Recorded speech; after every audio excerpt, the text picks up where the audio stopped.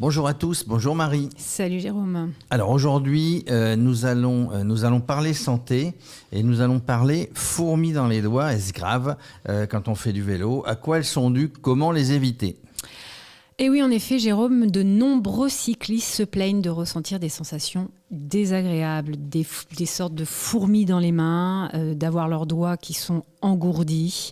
Et cela survient le plus souvent après de longues sorties, mais chez certains, après quelques dizaines de minutes. Alors comment ça s'appelle, médicalement parlant? Médicalement, ça s'appelle des paresthésies. Donc en général, ce n'est pas grave. Elles sont source d'inconfort. Elles peuvent, si la sortie se prolonge, devenir vraiment perturbantes, puisque certains nous parlent d'avoir l'impossibilité de changer les vitesses, de ne pas pouvoir freiner. Donc là, c'est la sécurité qui est en jeu. Donc je pense que ça peut être intéressant d'approfondir un peu le sujet. Alors, qu'est-ce qu'exactement ou que sont exactement ces fourmis dans les doigts? Alors, ces fourmis, la plupart du temps, sont bien sûr, hors problématiques plus importantes, sont simplement des troubles de la sensibilité, qui se traduisent par des fourmillements, des picotements, les doigts, une sensation d'engourdissement, parfois même des troubles thermiques. Est-ce que c'est grave, docteur? Non, en général, ce n'est pas grave. Il est simplement question d'une irritation, voire d'une compression, on va dire, pour parler schématiquement et rapidement, des nerfs sensitifs de la main.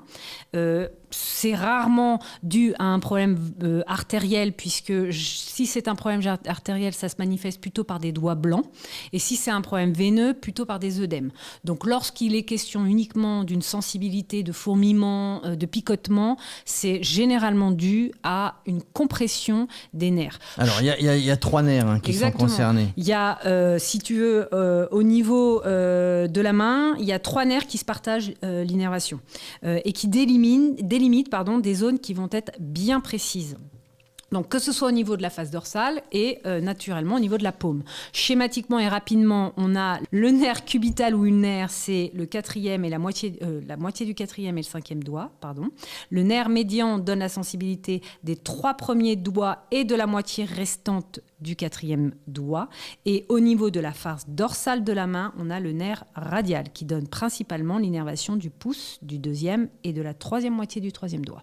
Alors, voilà. Marie, comment on peut expliquer ces fourmis dans les mains? Alors, comme on vient de le voir, ces sensations sont principalement causées par une pression prolongée des différents territoires nerveux qu'on vient d'énumérer.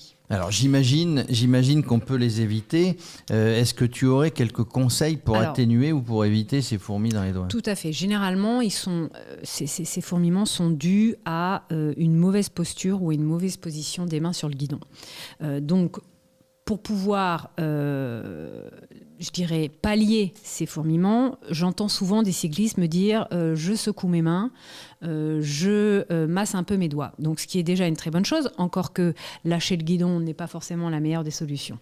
On peut tomber, effectivement. Effectivement. Donc, éviter. En revanche, ce que l'on peut faire, et qui aura une action probablement plus intéressante, c'est déjà éviter dans la position que l'on va avoir sur les mains sur le guidon, c'est de ne pas casser le poignet, d'éviter donc de maintenir un axe poignet avant-bras droit. Si cet axe est cassé, dans le sens où s'il y a une déviation soit latérale, soit le bras est trop haut par rapport au poignet, on peut être presque certain que ces phénomènes vont se produire. La deuxième chose qu'on peut faire, c'est de varier le plus souvent possible sa position et c'est la position de ses mains sur le guidon. Donc pourquoi pas penser, si on n'en a pas, à un guidon à 3 positions.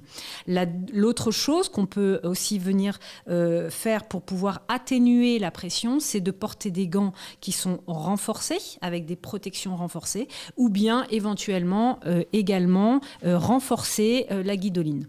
Alors, il y a une chose que tous les cyclistes devraient faire et qu'ils ne font pas forcément, c'est l'étude posturale. Tout à fait. Donc là, on aurait de l'amélioration. Et là, fortement, puisque l'étude posturale permettra de